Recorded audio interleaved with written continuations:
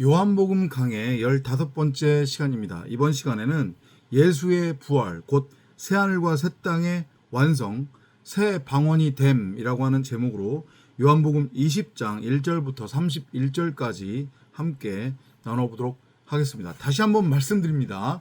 예수는 나의 모형입니다. 2000년 전에 예수가 진짜 있었는지 없었는지 그건 중요한 것이 아닙니다.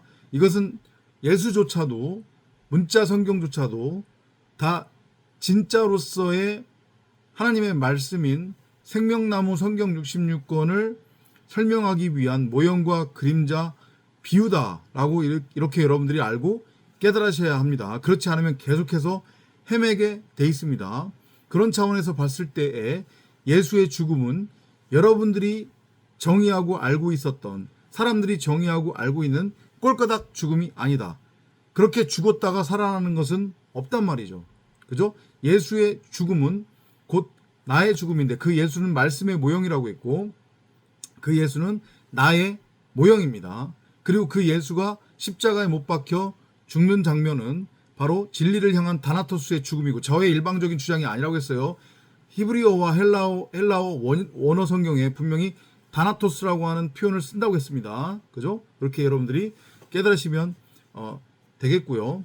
그 다나토스의 죽음을 통과를 해서 나는 무엇이 선이고 무엇이 악인지 그 차이를 분별할 수 있다라고 하는 착각과 확신에 빠지게 만들었던 그것의 근원이 되었던 나라고 하는 육신의 생각, 내 자아의식이 완전히 삭제되고 그 자리에 하나님의 마음으로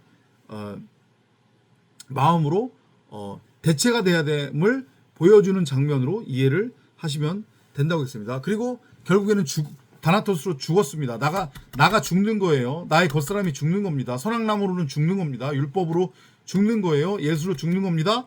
그죠? 그리고 새로운 피조물, 곧 창세기 1장 1절대로 전능자를 드러내고 나타내는 말하는 성전, 새 방언, 전능자를 드러내고 나타내는 말이 되는 거예요. 그것을 성경이 새하늘과 새 땅이라고 하는 거예요.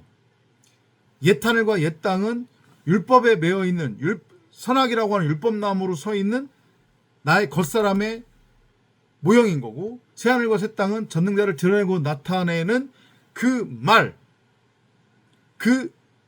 말씀을 성경이 하나님 나라, 천국, 가나안이라고 표현을 한단 말이죠.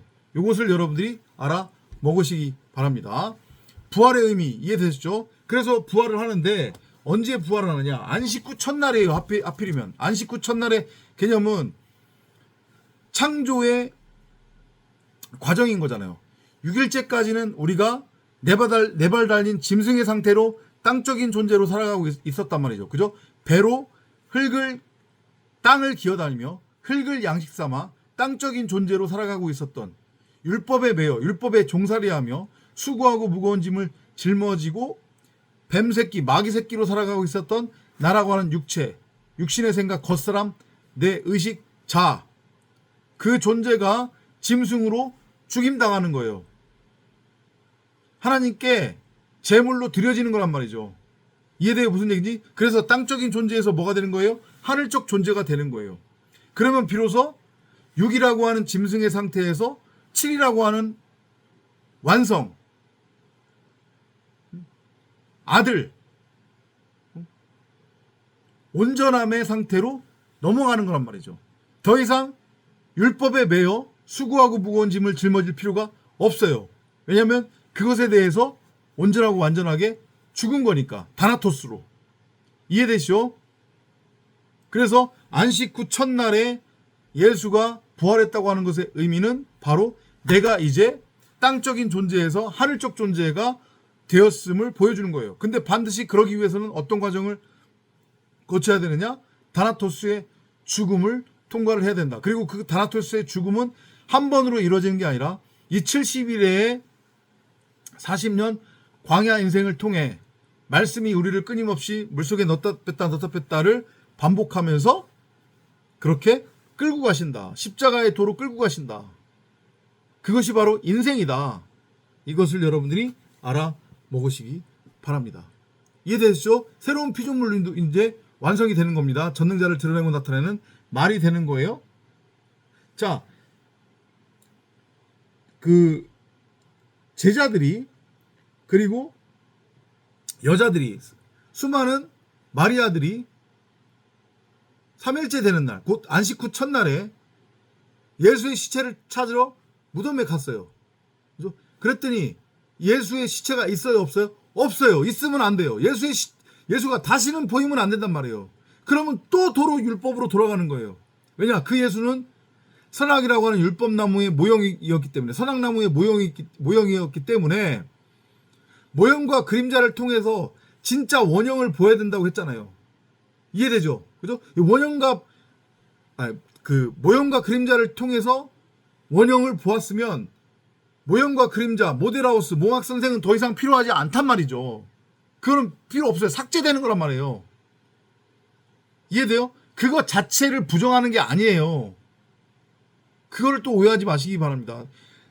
계속해서 율법의 이름, 율법의 완성의 의미를 설명을 드렸으니 앞의 영상을 반복해서 한번 들어보시기 바라고요. 아무튼 그래서 예수의 시체를 다시는 보면 안 되는 거고, 예수의 시체가 다시는 보여지면 안 되는 거예요. 그래서 시체가 없는 거예요. 그렇기 때문에 세상 기독교, 한국 기독교처럼 여전히 십자가에 매달려 있는 예수 바라보며 홀짝홀짝 거리면 안 되는 거예요. 그건 구원 꽝이란 말이에요, 이미. 이것을 여러분들이 알아 먹으시기 바랍니다. 아셨죠? 무슨 의미인지. 선악나무는 이제 없어요. 그 선악나무 하나였던 나라고 하는 겉사람 육신의 생각은 죽임당하는 겁니다. 다나토스로. 그래야 비로소 원형의 생명나무로 밝히 드러나는 거예요. 그렇게 이해를 하시면 되겠습니다.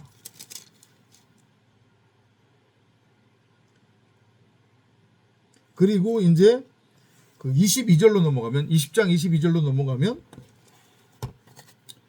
20장 22절을 한번 볼게요. 22절로 가면 Then he breathed on them and said, Receive the Holy Spirit.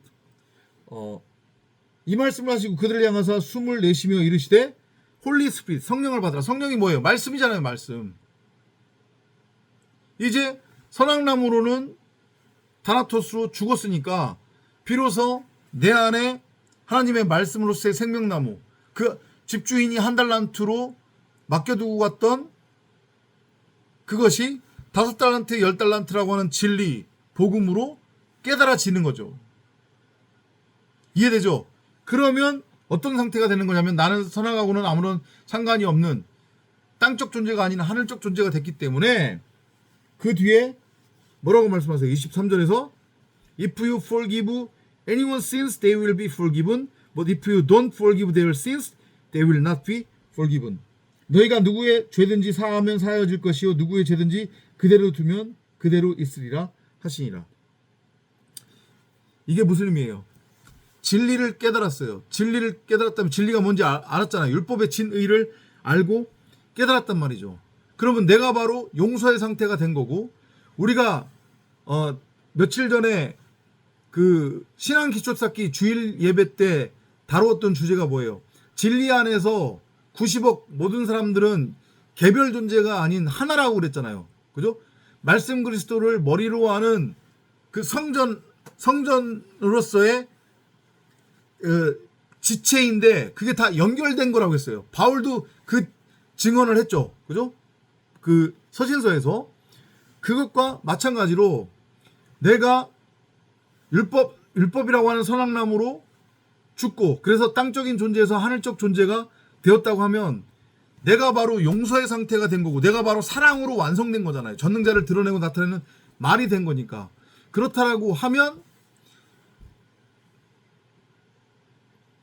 다른 존재들이 90억이 개별 존재로 보이는 게 아니라 나와 동일한 존재로 보이는 거예요. 이해돼요? 무슨 얘기인지? 그럼 내가 용서의 상태가 된 거고, 내가 나 스스로한테 용서받았고, 내가 바로 진리라고 하는 사랑이 됐다고 하면 다른 사람들도 다른 개별적 존재가 아닌, 선악에 의해 정죄하고 판단하고 심판해야 하는 그런 존재가 아닌 나와 동일한 전능자를 드러내고 나타내는 성전으로서의 지체인 거란 말이에요. 바로 저 사람이 나란 말이에요. 내가 내고. 다소 추상적이면서 생뚱맞은 얘기로 여러분들한테 들릴 수 있지만 그게 바로 복음의 메커니즘이란 말이에요. 그게 바로 하나님의 사랑의 최종적인 목적이란 말이에요. 이해되시죠? 그죠? 그런데 그걸 알지 못하고 내가 여전히 율법에 매여 있으면, 선악을 알게 하는 선악나무로 서 있으면 어떻게 되는 거예요? 내가 다른 사람을 용서할 수 있는 용서의 상태가 아닌 거잖아요. 그죠? 그런데 어떻게 다른 사람들을 용서해요? 내가 나조차도 용서하지 못하는데 그 사람들과 나는 하나로 연결된 지체인데, 몸인데. 이해되시죠? 그렇게 여러분들이 이 20장 22절을 이해를 하시면 되겠습니다. 뒤에 나오는 뭐 도마 얘기는 같은 맥락으로 이해를 하시면 됩니다. 다시 한번 말씀드리지만 예수의 시체가 더 이상 보이면 안 되는 거예요. 아셨죠? 진리를 알고 깨달았는데 여전히 선악나무를 보면 안 되잖아요. 선악나무가 보이면 안 되는 거잖아요. 이것을 알아먹는 여러분이 되시기를 바랍니다. 9골 20장 24절부터 29절의 이야기에 뭐라고 해야 되죠?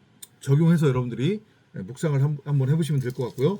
드디어 이제 마지막 장 21장이 남았습니다. 다음 시간에 16번째 요한복음 강의 16번째 시간을 끝으로 요한복음을 마무리를 하도록 하겠습니다. 다음 시간에 또 찾아뵙도록 하겠습니다. 안녕히 계십시오.